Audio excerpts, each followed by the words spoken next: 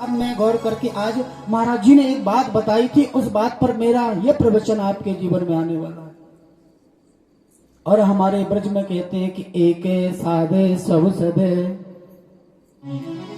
एक साधे सब सदे और सब साधे सब जाए। जिसने एक को साध लिया है उसके जीवन में कभी कोई दुख आने वाला नहीं है। अब मैयाओं, आपका कमरा है छोटा सा, आपकी देवरानी आपको पसंद नहीं है, आपकी सासू पसंद नहीं है कमरे में, आपका देवरा आपको पसंद नहीं है, तो उस छोटे से मंदिर में 10-20 भगवान कैसे आपस में प्रेम कर लेंगे? हैं?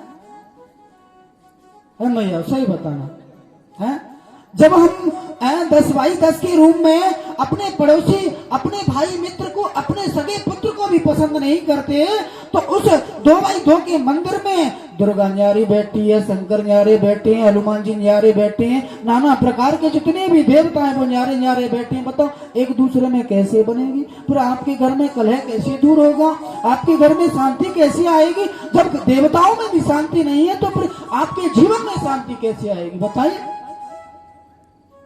है किसी के मन में शांति? रोज कथा सुनती है, मेरी नहीं हर एक की सुनो, मैं ये नहीं कहता, सबकी कथा सुनो, सबका प्रवचन सुनो, सबको आगे भाग दो, मगर आप क्या करती हैं बताएं? आपके मन में एक के प्रति विश्वास है नहीं, इसलिए न्यारे न्यारे न्यारे न्यारे देवता बिठा रखे हैं। अगर जिस दिन आपने एक देवता पकड़ लिया माता, तो मैं ये सत्य कहता हूँ, आपके जीवन में न तो कोई दुख रहेगा, न दरिद्र रहेगा, न परेशानी रहेगी, न चिंता रहेगी, न व्यवधान रहेगा। आपके जीवन में केवल सुखी ही सुख, सुखी ही सुख, समृद्धि समृद्धि, ऐश्वर्य ऐश्वर्य, धन, सब चीज आ जाएगी, मगर एक को। अब ये ताली बजाने में भी कंजूसी कर रहा है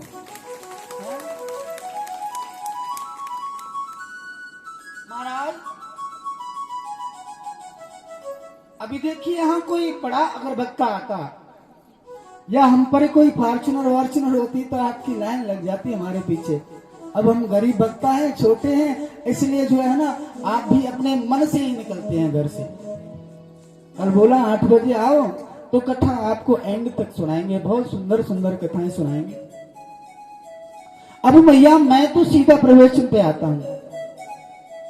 कहने का मतलब है कि घर में एक ही देवता होना चाहिए। ऐसी बात नहीं है आपके भोलेनाथ इष्ट हैं और आप दुर्गा मां को मत मानो। मानो मैया, मानो। आप पूजा करते हैं भगवान कन्हैया की और आप शंकर भगवान के मंदिर में आए तो प्रणाम करो शंकर जी को, नमस्कार करो दुर्गा माँ को, नमस्कार करो शनि देव को।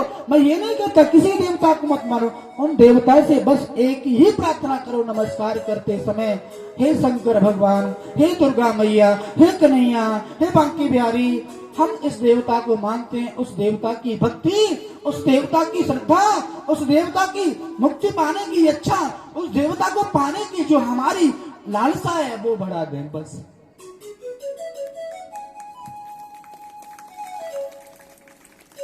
अगर ऐसा मानोगे तो आपके जीवन में दुख आएगा।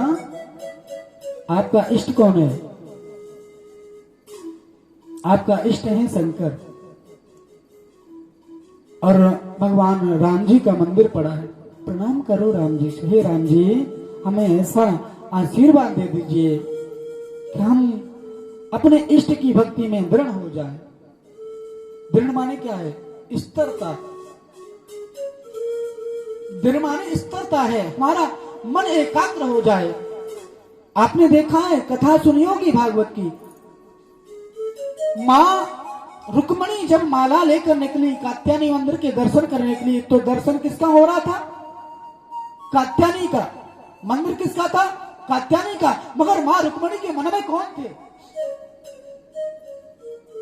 माँ कात्यायनी के मंदिर रुक्मणी गई है, मगर उनके मन में केवल कन्हैया थे। इसलिए माँ के प्रणाम किया और माँ से कहा कि मेरा पति, मेरा प्रियतम, मेरा कन्हैया हो जाए, ऐसा मुझे आशीर्वाद दे दो।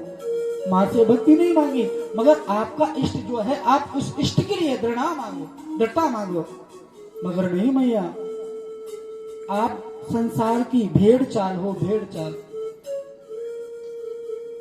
किसी महाराज ने बोल दिया कि रात के 12 बजे जाओ, जल का लोटा, 1 लोटा जल, सब समस्याओं का